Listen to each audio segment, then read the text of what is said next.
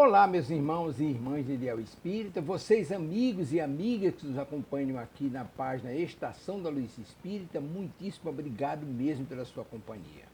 A nossa página Estação da Luz Espírita não tem fins lucrativos, o objetivo é a divulgação da doutrina espírita. E é por isso que nós reunimos aqui esta sede de matérias espíritas para que possa atender às suas necessidades, estudo, lazer, pesquisa.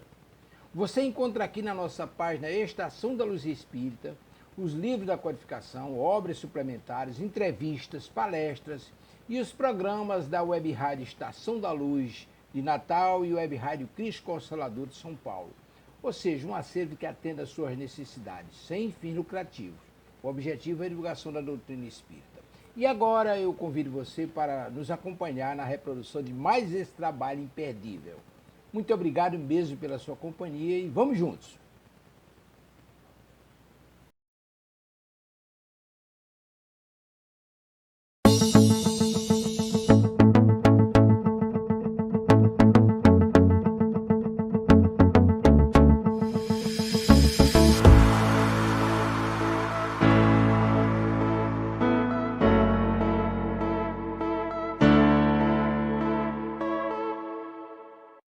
Estamos iniciando pela Web Rádio Cristo Consolador o programa Livros de Luz, Audiolivros Espíritas, o livro Crônicas de Além Túmulo, pelo espírito Humberto de Campos, psicografado por Francisco Cândido Xavier, na voz de Nilra Monteiro.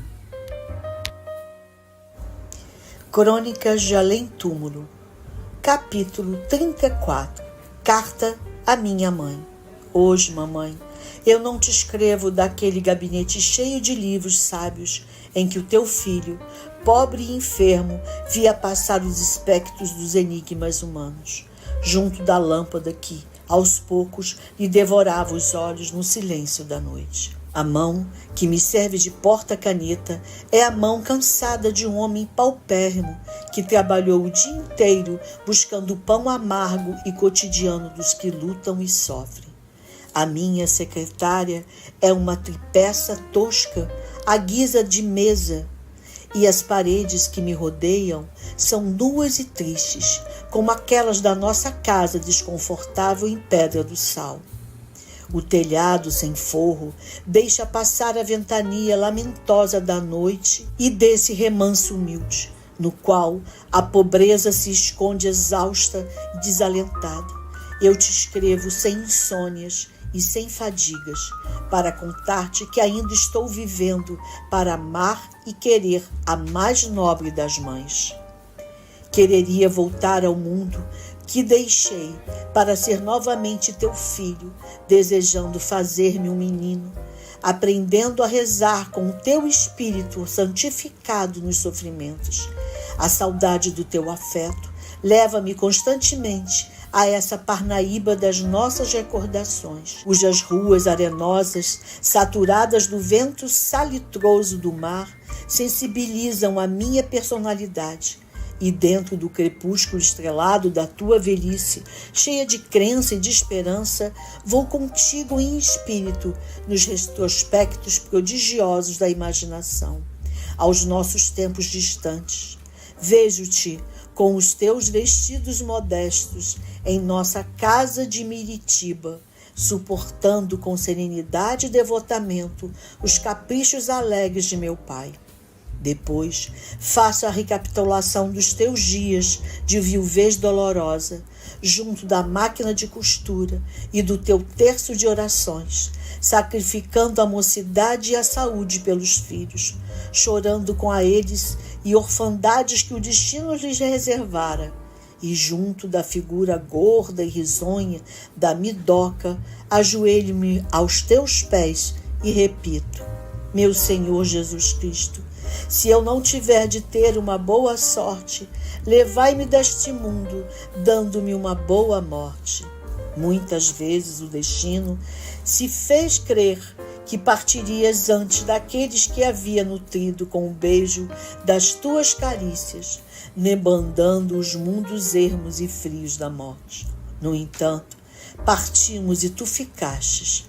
Ficaste no cadinho doloroso da saudade, prolongando a esperança numa vida melhor no seio imenso da eternidade.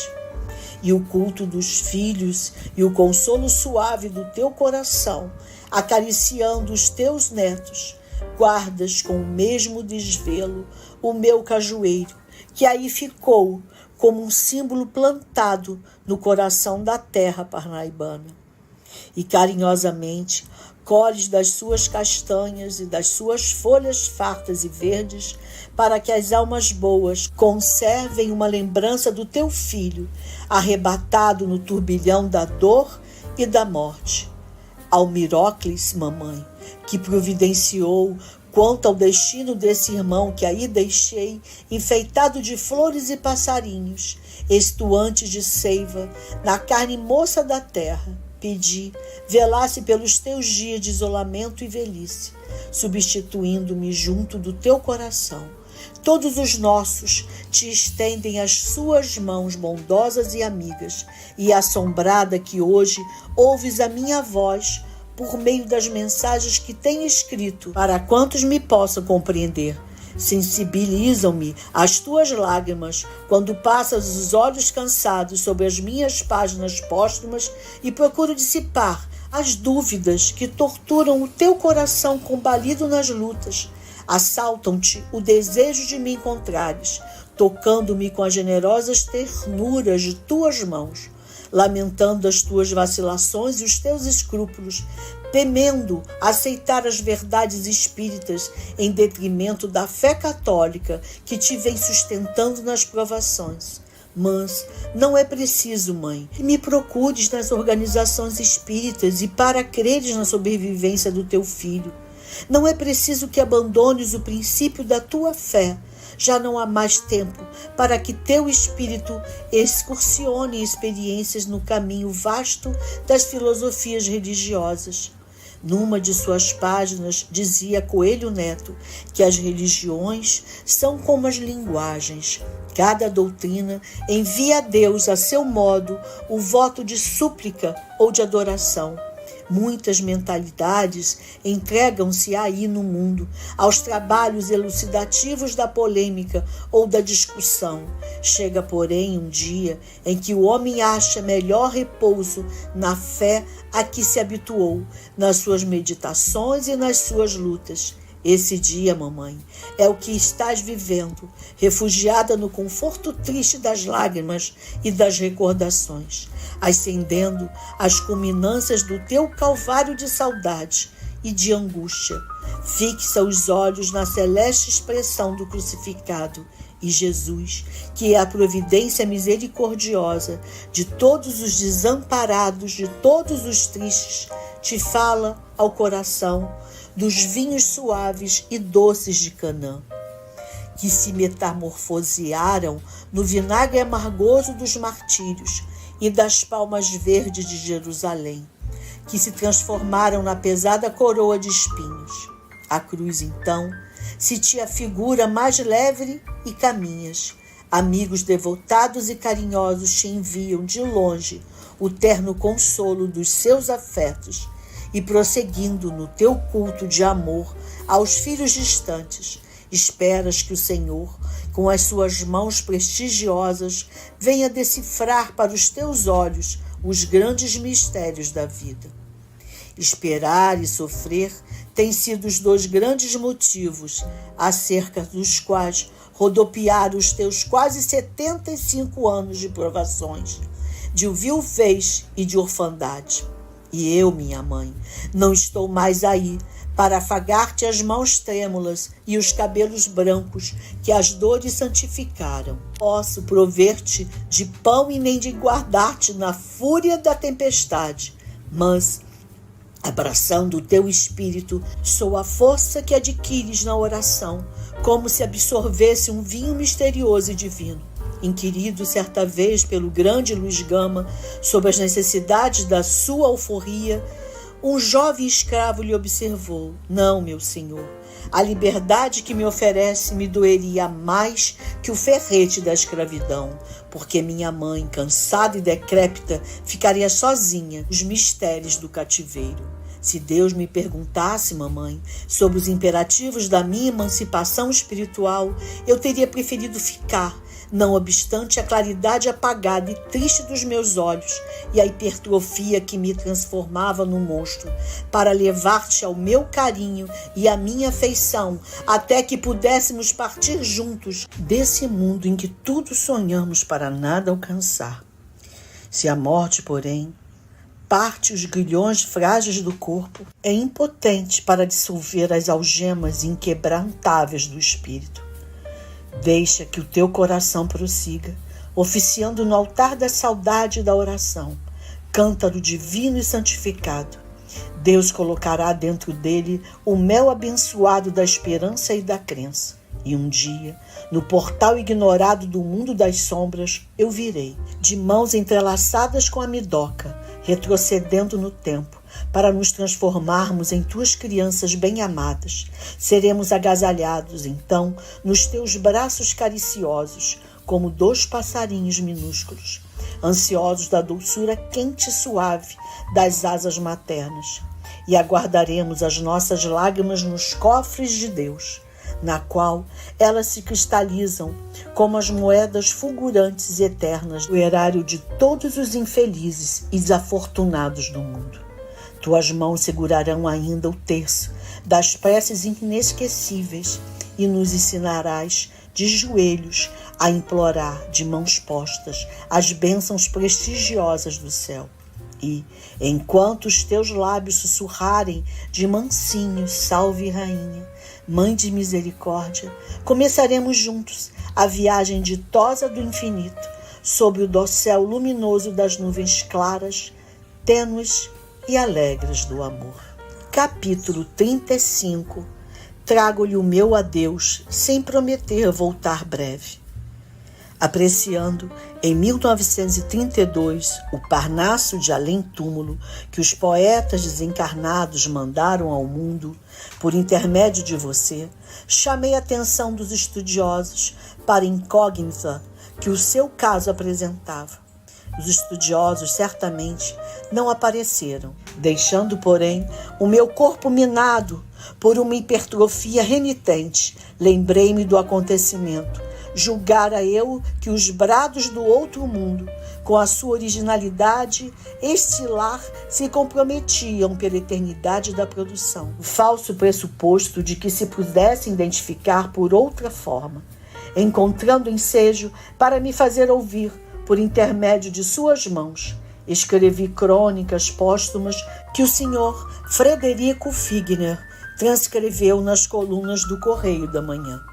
Não imaginei que o humilde escritor desencarnado estivesse ainda na lembrança de quantos o viram desaparecer.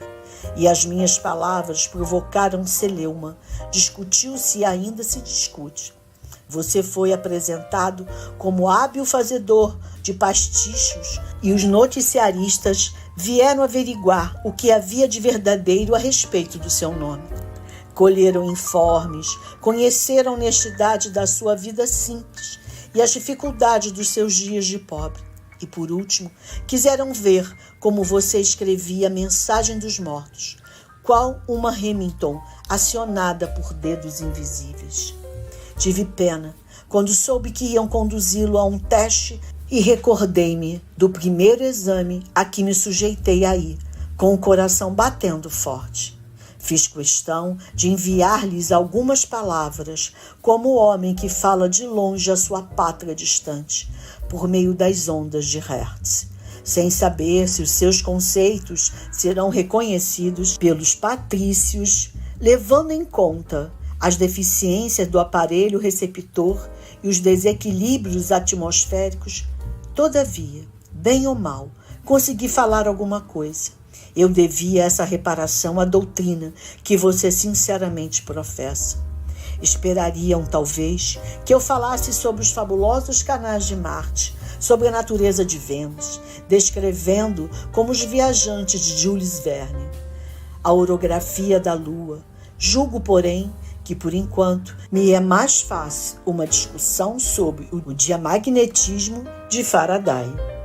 Admiram-se quando enxergaram a sua mão vertiginosa correndo sobre as linhas do papel.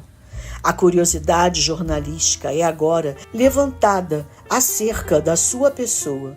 É possível que outros acorram para lhe fazer suas visitas. No entanto, ouça bem, não me espere como a pitonisa de Endor, aguardando a sombra de Samuel, para fazer predições a Saul sobre as suas atividades guerreiras. Não sei movimentar trípodes espíritas. Se procurei falar naquela noite, é que o seu nome estava em jogo. Colaborei assim na sua defesa. Agora, porém, que os curiosos o procuram na sua ociosidade, busque você, no desinteresse, a melhor arma para desarmar os outros. Eu voltarei, provavelmente, quando o deixar em paz na sua amargurada vida. Não desejo escrever maravilhando a ninguém e tenho necessidade de fugir a tudo o que tenho obrigação de esquecer. Fique, pois, com a sua cruz, que é bem pesada, por amor daquele que acende o lume das estrelas e o lume da esperança nos corações. A mediunidade, posta ao serviço do bem, é quase a estrada do Gólgota, mas a fé transforma em flores as pedras do caminho. Li aí, certa vez, num conto delicado, que uma mulher, em meio a sofrimentos acerbos, apelara para Deus, a fim de que se modificasse a volumosa cruz da sua existência.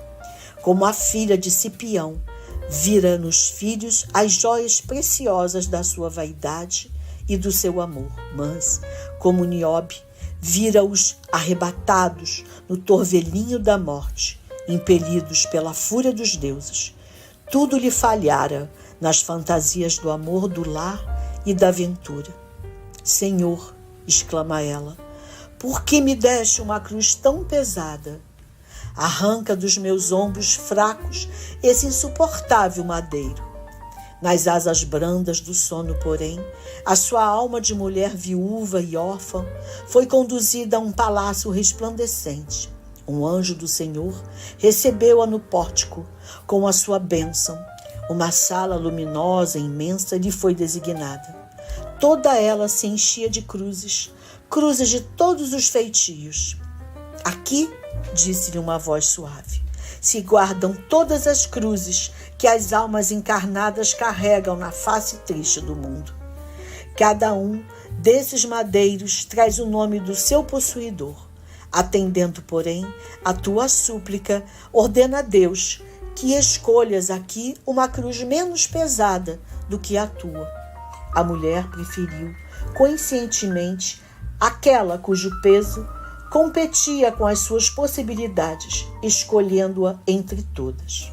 No entanto, apresentando ao mensageiro divino a de sua preferência, verificou que na cruz escolhida se encontrava esculpido o seu próprio nome, reconhecendo a sua impertinência e rebeldia. Vai, disse-lhe o anjo, com a tua cruz, e não descreias. Deus, na sua misericordiosa justiça, não poderia macerar os teus ombros com um peso superior às tuas forças. Não desanime, portanto, na faina em que se encontra, carregando esse fardo penoso que todos os incompreendidos já carregaram. E agora os bisbilhoteiros o procuram, trago-lhe o meu adeus, sem prometer voltar breve. Que o Senhor derrame sobre você a sua bênção, que conforta todos os infortunados e todos os tristes. Em fraternal saudação a Humberto de Campos. Começa assim, no volume de suas memórias, o capítulo 32, intitulado Um Amigo de Infância. No dia seguinte, ao da mudança para nossa pequena casa dos Campos, em Parnaíba, em 1896, toda ela cheirando ainda a cal, a tinta e a barro fresco, ofereceu-me a natureza ali um amigo. Entrava eu no banheiro tosco, próximo ao poço, quando os meus olhos descobriram no chão no interstícios das pedras grosseiras que o calçavam, uma castanha de caju que acabava de rebentar, inchada no desejo vegetal de ser árvore. Dobrado sobre si mesmo, o caule parecia mais um verme, um caramujo a carregar a sua casca, do que uma planta em eclosão. A castanha guardava ainda as 2 primeiras folhas úmidas e avermelhadas, as quais eram como 2 joias flexíveis que tentassem fugir ao seu cofre. Mamãe, olha o que eu achei! Grito contente, sustento na concha das mãos, curtas e ásperas, o monstrengo que ainda sonhava com o sol e com a vida. Planta, meu filho, vai plantar. Planta no fundo do quintal, longe da cerca. Precipito-me feliz, com a minha castanha viva. A 30 ou 40 metros da casa, estaco. Faço com as mãos uma pequena cova, enterro ali o projeto de árvore. Cerco-o de pedaços de tijolos e telhas. Rego, protejo-o contra a fome dos pintos e a irreverência das galinhas. Todas as manhãs, ao lavar o rosto, é sobre ele que tumba a água dessa ablução alegre. Acompanho com afeto a multiplicação das suas folhas tenras. Vejo-as mudar de cor na evolução natural da clorofila. E cada uma, estirada e limpa, é como uma língua verde imóvel. E agradecer-me o cuidado que lhe dispenso, o carinho que lhe voto, a água gostosa que lhe dou. Pois bem, esse recanto do terreno, da casa em que ele, na quadra infantil, residiu longos anos, nessa Parnaíba tão decantada em seus escritos e particularmente no volume que vimos de citar, foi após a sua desencarnação transformado num jardim público a que me deram a denominação de Parque Humberto de Campos. Ocioso dizer que o que inspirou a transformação daquele fundo de quintal em parque com o nome do humorista notável e talentoso cronista, nascido no Maranhão, foi a circunstância de ostentar-se ali o belo e frondoso cajueiro por ele plantado, quando ainda na primeira infância, e ao qual consagrou em suas memórias nada menos de 7 páginas, donde se evola forte o perfume da saudade e das recordações doces. Tantas emoções despertam nas almas sensíveis, mormente em dias de sofrimento e amargor. Se já começaram a descer sobre a criatura as sombras melancólicas do ocaso da existência. Nem só, entretanto, no mencionado capítulo de suas memórias, fala Humberto de hoje pujante árvore que as suas mãos de criança viva e travessa plantaram um dia em semente. Lá, perto da cerca do amplo terreiro em que ele multiplicava despreocupado os brincos da meninice na sua inolvidável Parnaíba, além de várias outras referências ao cajueiro querido, na extensa obra literária que deixou como escritor humano, ainda agora como escritor do mundo invisível. Na penúltima das mensagens que este volume contém, Carta à Minha Mãe, alude à árvore amada, nestes termos tocantes como são, aliás, todos os dessa comovente página que o seu espírito traçou da outra margem da vida, acionando o lápis de Francisco Cândido Xavier, Almírocles, mamãe, que providenciou quanto ao destino desse irmão que aí deixei, enfeitado de flores e passarinhos, estuantes de seiva na carne moça da terra. Exprime ele assim, sem dúvida, quão grata foi ao seu coração amorável a ideia de realçarem a beleza do seu irmão frondoso, pondo-o em destaque na moldura de um parque singelo, mas donairoso, em que, como um símbolo plantado no coração da terra parnaibana, segundo as suas mesmas expressões em Carta à Minha Mãe, aquele com que orgulhoso do irmão que ali o deixou, se ergue cheio de majestade a perpetuar para as almas boas a lembrança de quem, arrebatado no turbilhão da dor e da morte, vive agora feliz. Feliz sim, porque liberto da prisão da carne, e feliz também, porque preso pelos grilhões do afeto, transbordantes de uma alma de escol, a da veneranda velhinha que aguarda, paciente e resignada, depois de muito sofrer.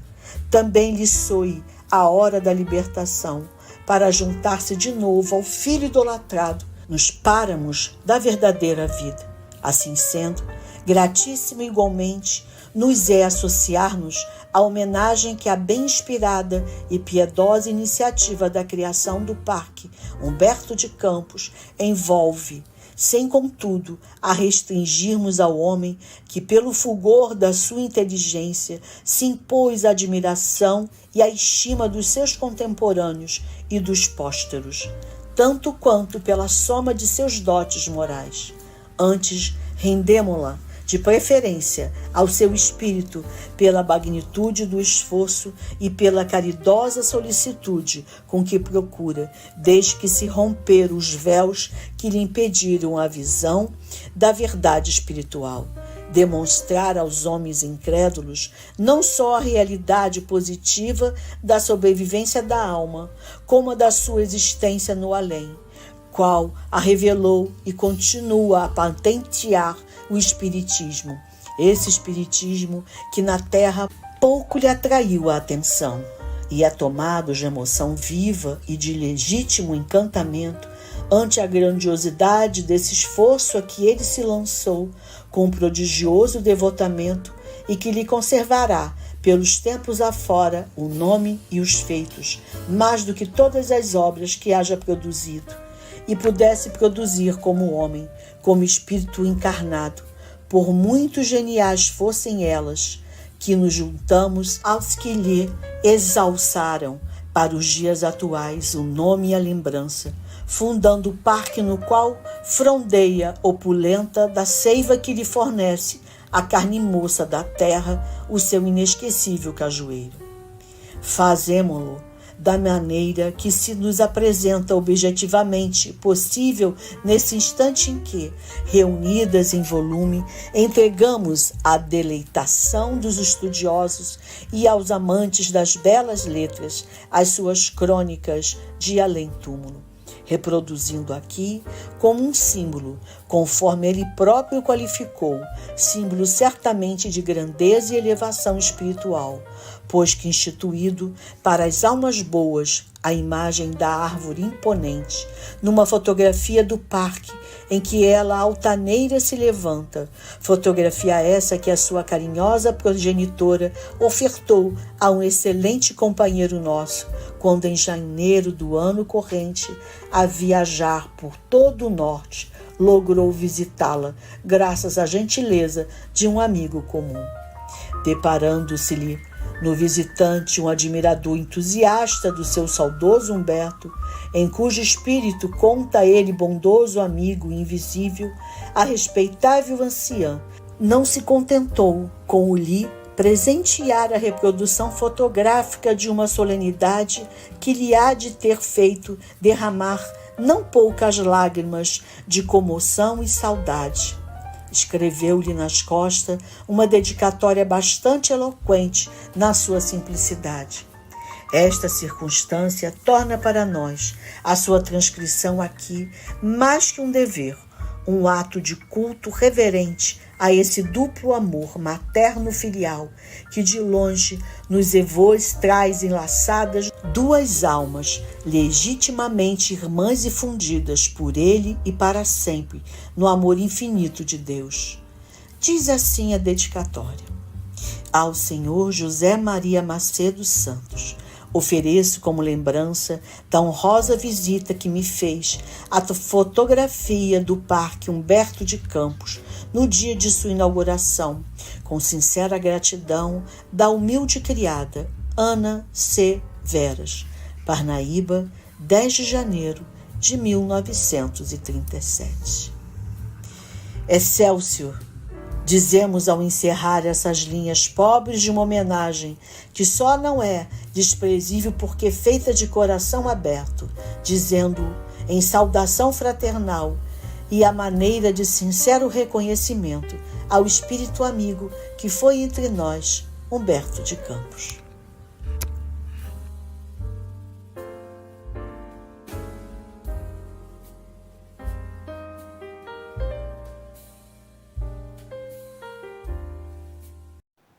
Chegamos ao final da nossa atividade. Muitíssimo obrigado mesmo pela sua companhia e espero você no próximo evento.